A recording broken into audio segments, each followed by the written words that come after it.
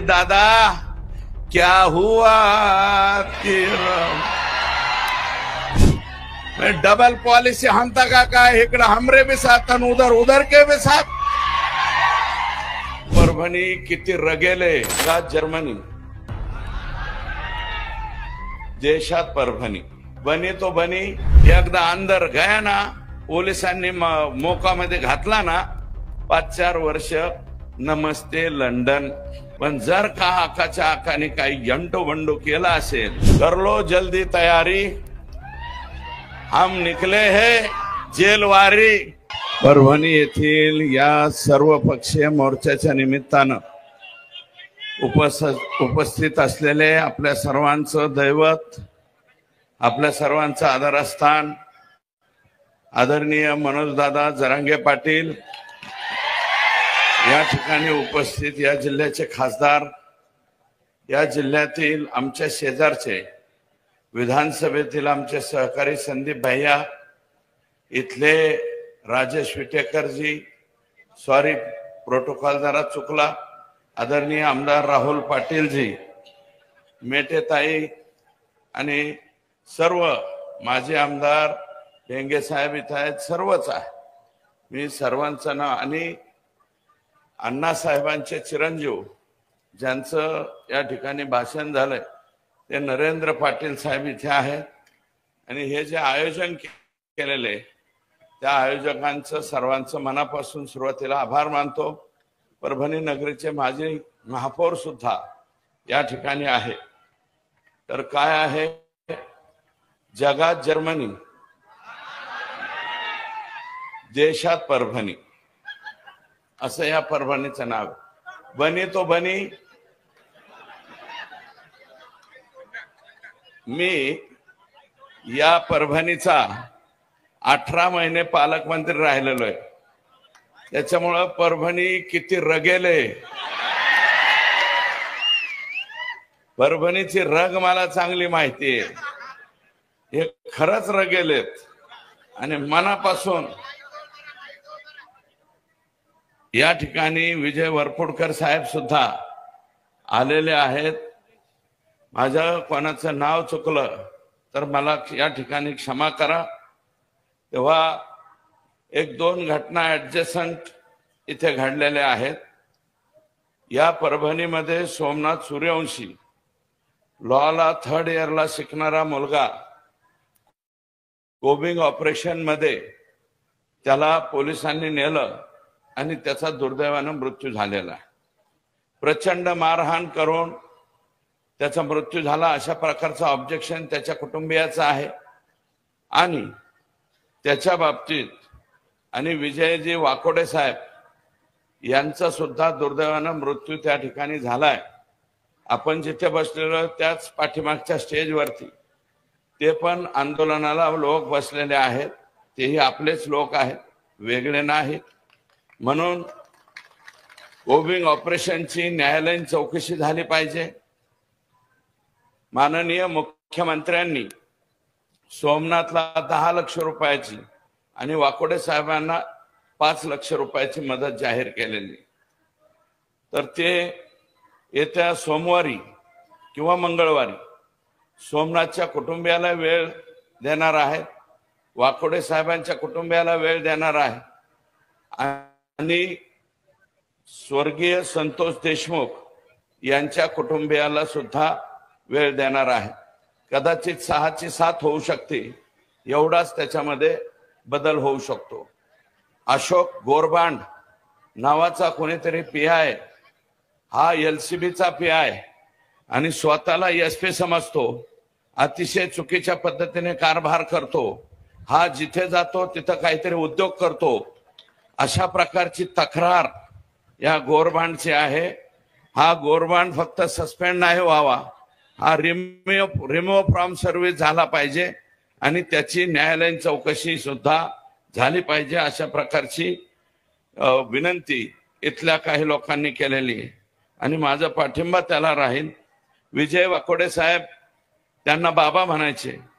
मी पालकमंत्री असताना अनेक वेळा काही जर प्रश्न निर्माण झाले तर बाबा 100% आम्हाला सहकार्य करायचे। म्हणून त्यांचंही मी मनापासून या ठिकाणी आभार मानतो। आणि यांचं काय काय सांगावं, हे आमचे बिडावाली जी कलाकार मंडळी आहे, आकाचा आका, यांचं काय काय सांगावं। आणि स्वर्गीय संतोषच्या बाबतीत सुद्धा सभागृहामध्ये मी मागणी केली होती, आयजी लेवलच्या अधिकाऱ्याच्या अधिपत्याखाली SIT स्थापन झाली पाहिजे। राज्याच्या मुख्यमंत्र्यांनी ती मान्य केलेली आहे। त्याच्यानंतर 10 लाख रुपयाची मदत या कुटुंबियाला दिली पाहिजे, ती सुद्धा मान्य झालेली आहे। त्याच्यानंतर न्यायालयीन चौकशी झाली पाहिजे, कारण हे लोक जर पोलिसांकडून कुठं सुटणार तर नाहीच, पण चुकून एखादा सुटला तर तो न्यायालयीन चौकशीत अडकलाच पाहिजे, ही धारणा मनामध्ये आहे। आणि यांना मोका लागला पाहिजे। मोका म्हणजे माहिती आहे ना, म को लागला पाहिजे। एकदा अंदर गया ना, पोलिसांनी मोकामध्ये घातला ना, 5-4 वर्ष नमस्ते लंडन, पुन्हा हे माघारी येत नाहीत। आणि हा जो आका आहे ना, आका तर गेलाच पाहिजे, पण जर का आकाच्या आकाने काही यंटोबंडो केला असेल तर आकाचा आका सुद्धा नंबर लागू शकतो। यांचे लफडे माणसं मारायचे तर आहेतच। अरे कोणत्या पद्धतीने तुम्ही संतोषला मारलं, ही कुठली पद्धत आहे? इतिहासामध्ये छत्रपती संभाजीराजांना ज्या पद्धतीने मारलं होतं, अतिशय हालहाल करून, हे पाहिलेलं आम्ही इतिहास आहे। मी बरोबरी करत नाही, करू शकणार नाही, कारण आमचा छत्रपती संभाजीराजाचा होता 1800 लढाया जिंकणारा, 12 हत्तीचं बळ ज्याच्या भुजामध्ये होतं, तो छत्रपती संभाजीराजा आमचा होता। मी छत्रपती संभाजीराजांची तुलना करणार नाही, परंतु आमच्या लेकराने नेमकं तुमचं बिचाराव काय बिघडवलं होतं? अरे इथं 10वीला लेकरू आहे, एवढुले लेकर आहे त्याचे, तुमचं काय बिघडवलं होतं? फक्त एका दलित समाजाच्या पोराची बाजू घ्यायला गेला होता, बाजू घ्यायला गेला म्हणून मारता। आणि जर तो व्हिडिओ आकाला तर 100% दाखवलाच असेल संतोषच्या मारहाणीचा, पण आकाच्या आकाला दाखवला असेल आणि त्यांनी जर पाहिला असेल तर आकाच्या आका, कर लो जल्दी तयारी, हम निकले है जेलवारी, असं सुद्धा तुम्हाला करावं लागल। पण आज मी त्या बाबतीत बोलत नाही। आणि ते म्हणतायत 100 चुहे खाके बिल्ली हाज को चली म्हणतात ना, तसा काहीसा प्रकार काल परवा हे आकाचे आका आले, म्हणले जे जे दोषी असतील त्यांना फाशी द्या, पण आधी नीट वागायचं कोणी सांगायचं होतं? आणि अजित दादा, क्या हुआ तेरा वादा, अजित दादा तेरा वादा क्या हुआ रे? काय को इसको अंदर लिया? ये अंदर लेने का जैसा नहीं है। संगीत दिघोळे पासून त्यांचा संतोष देशमुखापर्यंत हत्याचे बेरेज केले तर अजय दादा जरा हिशोब करा। आणि या हत्या कोणी घडवून आल्या, त्याच्या मागचा मास्टर माइंड कोण, कोणी हे उद्योग केले, हे जर तुम्हाला माहित नसलं तर परभणीला माणसं पाठवा, बारामतीचे माणसं पाठवा, बारामतीचे माणसं परळीत पाठवा, आमच्या इतर लोकांना सगळ्यांना बर का, एका समाजापुरता नाही, इतर सगळ्या समाजाला काय वागणूक आहे तिथं, काय वागणूक मिळते 18 पगड जातीला, जीव मोठी धरून बसताय। 200 500 कुटुंब शहर सोडून चालले। काही गंगाखेडात पण आले असते, गंगाखेडचे आमचे भाऊजी का नाही आले? वो रत्नाकर गुट्टे साहेब आज कुठं अडकले माहित नाही बाबा। डबल पॉलिसी हमता का इकडे हमरे भी साथ उधर उधर के भी साथ, उनके साथ नहीं है, वो भी हमारे साथ है। परंतु रत्नाकर भाऊजी हे वागणं बरं नव्हा, खोल्लम खोल्ला यायला पाहिजे, अंदर की बात नाही चाललं पाहिजे। हा सर्व पक्षीयांचा आहे। आणि मी तर अजित दादाला म्हणलो होतो, माझ्या पक्षाकडून मला संधी मिळत नाही, आमच्या मुख्यमंत्र्यांना काहीतरी अडचण आलेली दिसते, मला मिळत नाही, तुम्ही एक काम करा, प्रकाश दादाला करा। प्रकाश दादा सोळंके तो भी ज्येष्ठ 5व्या टर्मचा आमदार आहे, त्याला करा। नसलं तर मी म्हणलं तर ह्या विटेकरला करा, राजेश विटेकर, याचे वडील भी आमदार होते पूर्वी, राजेश विटेकरला करा। आणि हे नसलं जमत तर म्हणलं बुलढाण्याचा कायंदे करा। कायंदे निवडून आला ना तुमच्या पक्षाकडून, घड्याळाकडून, अरे तुमचं घड्याळ नसतं आलं रे, आम्ही नसतो आलो। एक मागे बसलेली विभूती आहे, त्यांनी पटांगण केलं म्हणून आपण येते बर का, नाहीतर सुट्टा खेळ झाला असता सगळ्यांचा। माननीय मुख्यमंत्र्यांचा काही संबंध नाही। माझं म्हणणं, राजेश विटेकर तुम्ही सगळेजण जा, बिन मंत्र्याचा राहू द्या आमचा जिल्हा बर का, तुमच्या पक्षाचा, तरी भी लोक खुश होते। नाही तर लोक क्या हुआ तेरा वादावर येणार आहे, आणि तो वादा अजित दादालाच मागणार। पीक विमा 40,000 हेक्टरवर भरलाय परभणी जिल्ह्यावर। राहुल पाटील साहेब, तुमचा मतदारसंघ सगळा शहरी आहे, माझी विनंती आहे, बघा शहराच्या सुद्धा सगळ्या प्रॉपर्टी रजिस्टरवर विमा भरलाय का नाही बघा।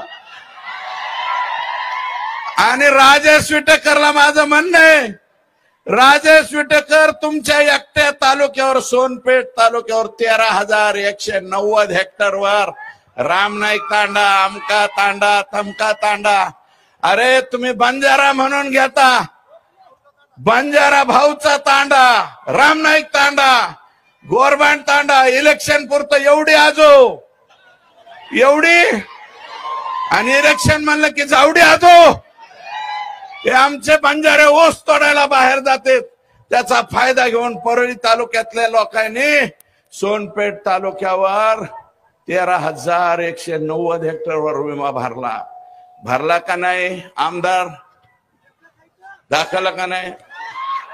मग तुम्ही प्रेस घेऊन सांगितलं का नाही? म्हणजे याचा अर्थ राजेश तू कुणाच्या तरी दबावाखाली आहेस। अरे रग्गेल वागायचं, रग्गेल, लोळा पांगळ्यासारखं वागायचं नाही। आयुष्यभर शेळी म्हणून जगण्यापेक्षा एकच दिवस वाघ म्हणून जगलं पाहिजे। ही औलाद आपली आहे, असं आपण जगलं पाहिजे। तू कस काय नाव घ्यायना, मी वाट बघतोय। राजेश विटेकर पत्रकार परिषद घेतोय का नाही? अजून घेतली नाही, तुम्ही घ्या, आणि नसले तर वरपुडकर साहेब तुम्ही तरी घ्या। आमचा फुलशेर आहे ना, यांच्या पोराचं नाव आहे शमशेर, मी म्हणत असतो फुलशेर बरं का। मी माझ जिल्हा परिषदेचा उपाध्यक्ष, सुनबाई मला वाटतं जिल्हा परिषदेचा अध्यक्ष, राजेश सुद्धा जिल्हा परिषदेचा अध्यक्ष होता, आणि त्याच्यामुळे आपल्याला संधी मिळाली। 40,000 हेक्टर वरती पालम, पूर्णा, जिंतूर सगळीकडे विमा कोणी उतरवलाय? परळीच्या लोकांनी। परळीचा पॅटर्न आकाच्या आकाने, बीड मध्ये 79,000 हेक्टर सापडलं, 79,000 हेक्टर। धाराशिव,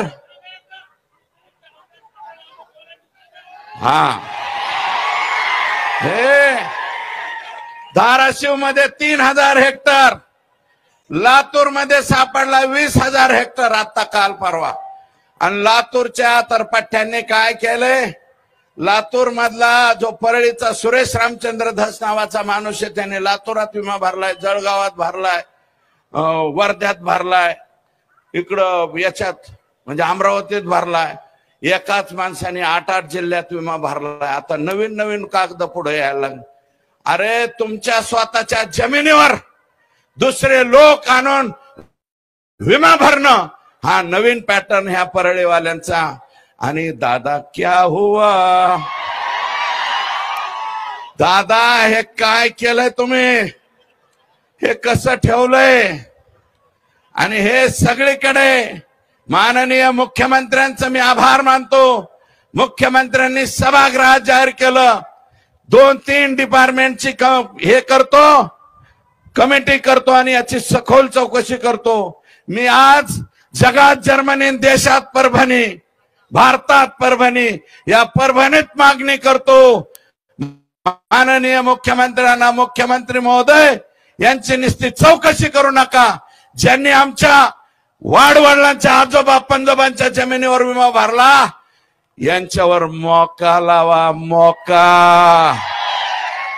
मोकाच पाहिजे, दुसरं काय नाही. हे सगळ्यावर मोका. सीएससी सेंटरवर मोका. ज्यांनी त्यांना आधार कार्ड दिलं त्यांच्यावर मोका. ज्यांचं पॅन कार्ड दिलं त्यांच्यावर मोका. सबके सब अंदर कैसे चल रहा है असं लांबून म्हणले पाहिजेत. यांना हे करा. परभणी, लातूर, जालना, त्याच्यानंतर आपल्या संतोषची न्यायालयीन चौकशी होणार आहे. पण माझं मत आहे असं, विटेकर साहेब तुम्हाला माझी विनंती आहे. आमच्या मनोज दादांनी आंदोलन केलं, आम्हाला एकटं पाडण्याचा तुम्ही प्रयत्न केला. तुम्ही एकटं नाही, आता एक नवीन घोषणा काढायला पाहिजे. मला असं वाटतं एकच पर्व हे 2 नेते ह्यांचा समाज सुद्धा नाही. एकच पर्व हे 2 नेते सोडून सर्व बाकी सगळे जाती धर्माचे लोक हे आपले समजायचे. अशा प्रकारचे आपल्याला या ठिकाणी विनंती करतो. आणि राखेचं 10 जून 2021 ला एक मी मनोज दादा यांचं पोस्ट पाहिली. आणि ती पोस्ट काय होते, राखे परळी शहरामध्ये राखेचा प्रचंड त्रास होतोय आणि त्याचा निपटारा करण्यासाठी आकाचे आका यांच्या अध्यक्षतेखाली एक बैठक लावली. आणि त्या बैठकीत बसलेले लोक, आणि आता मी माहिती घेतली त्या राखाची, मला वाटतं परभणी जिल्ह्याच्या सोनपेठ सुद्धा डोळ्यात भरायला येत असेल. राख येते का नाही? गंगाखेडात सुद्धा राख येते, परभणीत सुद्धा येते, हैदराबाद पर्यंत हे घेऊन जाते, उघडी घेऊन जाते आणि ते खाली उतरते, लोकांच्या डोळ्यात जाते, त्वचेचे आजार होते, कुणाच्या फुफ्फुसाला आजार व्हायला लागले. आणि मी म्हणतो धनुभाऊ, हे दीपक मुंडे, अजय मुंडे, हा तर तुमचा चुलत भाऊ आहे सख्खा, सायन्स मुंडे, समाधान बिडगर, मंगेश बिडगर, मुन्ना जयस्वाल, दत्ता कराड हे आकाचा नातेवाईक आहे. गणेश सप्लायर्स, पप्पू फड, बाळू बिडगर, महेश शेप, कृष्णा मुंडे, गोविंद मुंडे, चंद्रकांत फड, सचिन जाधव आघाव, हे लोक कोण आहेत? हे तुमचेच सगळे. थर्मल उपसून घ्या. 10 वर्ष झालं नंगा नाच चाललाय. कोणी बी जातंय, जेसीबी लावतंय, उचलून नेते. 20-20 वर्ष झालं या परळी थर्मल मध्ये जसे नोकरीला लागले तसे रिटायर व्हायची पाळी आली काही कर्मचारी. 20-20 वर्ष कुठं एका जागेवर राहतात का सरकारी कर्मचारी? ते फक्त परळी ते 20 वर्ष एका जागेवर राहण्याचा परळीचा नवीन पॅटर्न आहे. हा पॅटर्न महाराष्ट्र राज्याने स्वीकारावा अशा प्रकारची विनंती राज्याचे मुख्यमंत्री दुसरे एकनाथराव शिंदे साहेब उपमुख्यमंत्री आणि अजितदादा उपमुख्यमंत्री यांना त्या ठिकाणी हे बोलावं अशा प्रकारची विनंती करतो. आणि बिंदू नामावलीची मी बीड जिल्ह्याची मागणी केली, तसं परळीत सुद्धा काहीतरी गोंधळ आहे, म्हणजे परभणीत सुद्धा गोंधळ आहे. परभणी जिल्ह्याची सुद्धा बिंदू नामावलीची मी इथं मागणी करतो. आणि तुम्हाला सगळ्यांना माझी विनंती आहे, लोक बिंदू नामावली काही लोकांना कळणारच नाही, मी इथून गेल्यावर कळेल. माझी विनंती राहील की आता स्वतः मनोज दादा बोलणार, मी अधिकचं भाषण करणार नाही. फक्त एकच विनंती ठेवतो, आज ज्या तडपेने ज्या तत्परतेने तुम्ही इथं आलात शेवटपर्यंत, म्हणजे राष्ट्रपती द्रौपदीताई मुर्मू यांच्या माफीनाम्यापर्यंत तुम्ही सगळे लोक स्वर्गीय संतोषच्या बरोबर राहा, त्याच्या कुटुंबाबरोबर राहा, एवढीच विनम्र प्रार्थना करतो. आणि जे काही सहकार्य त्याला करता येईल तेवढं करा, एवढीच प्रार्थना करतो आणि या ठिकाणी थांबतो. जय हिंद, जय महाराष्ट्र.